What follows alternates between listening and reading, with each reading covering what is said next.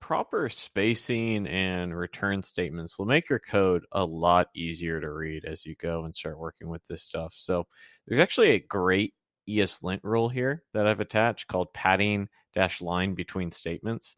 And it used to be called, used to have a similar one that was like return statements specifically for returns, but this is more general and specific, and that one's been deprecated.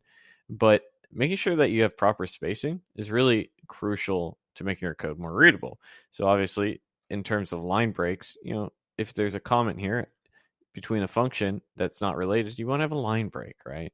If you have an instantiation here of our variable, you want to break it up from your logic statements. And by that very statement, you also want to have your returns have a new line before your returns.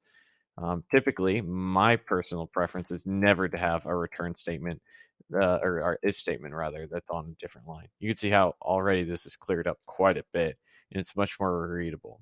Same thing goes on with breaking this up. In our switch cases, we can have our case with a new break each and every time, like so.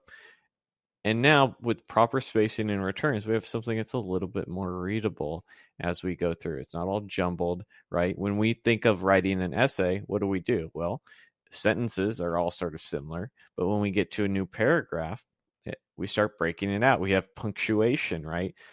It's not just one giant long run-on sentence. And the same goes for your code. Remember, good code should read cleanly and easily and shouldn't be a task.